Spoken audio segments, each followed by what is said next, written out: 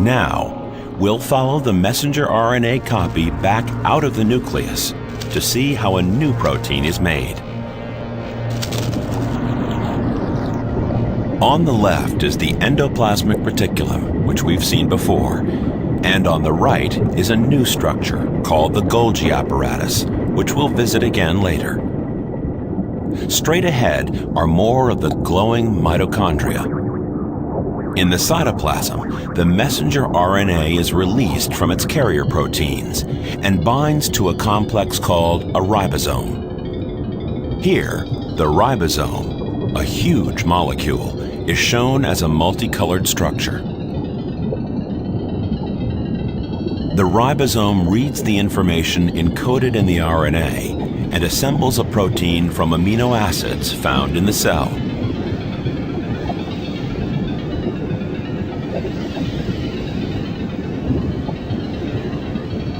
Many ribosomes can operate at the same time to make multiple copies of the protein.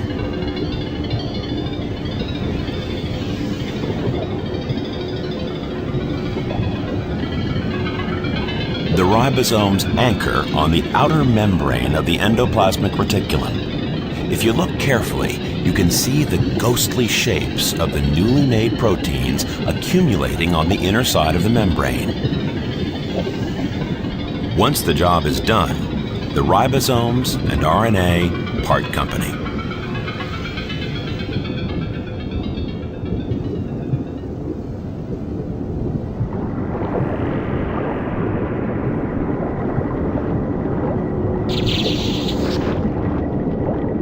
The newly made proteins leave the endoplasmic reticulum wrapped in a layer of membrane called a vesicle.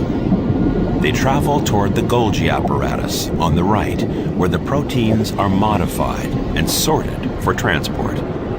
The loops of the Golgi are busy with protein traffic moving in and out. The vesicle fuses with the membrane at one end of the Golgi, and a new vesicle containing the modified proteins is pinched off the other side.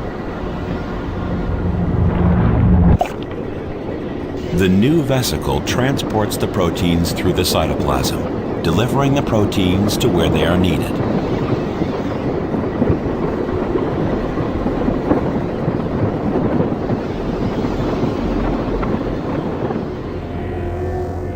Some proteins are used inside the cell. Others, like these growth factors, must be exported.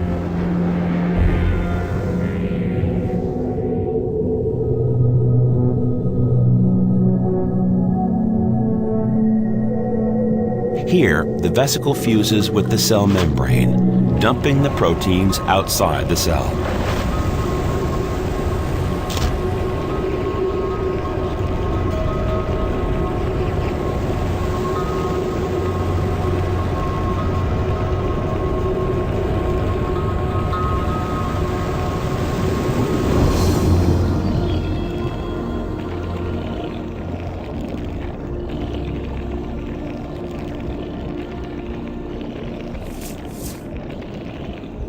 The released growth factors will communicate with other cells to continue the healing process. These growth factors will attract more fibroblasts to the wound site and remodel the clot for better healing. Other proteins produced by this signaling pathway will tell the fibroblast cell to grow and divide, making many new cells to heal the wound.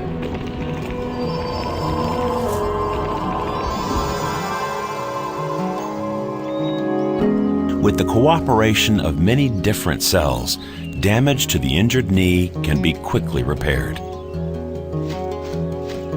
Every day, your cells communicate and cooperate to keep you healthy.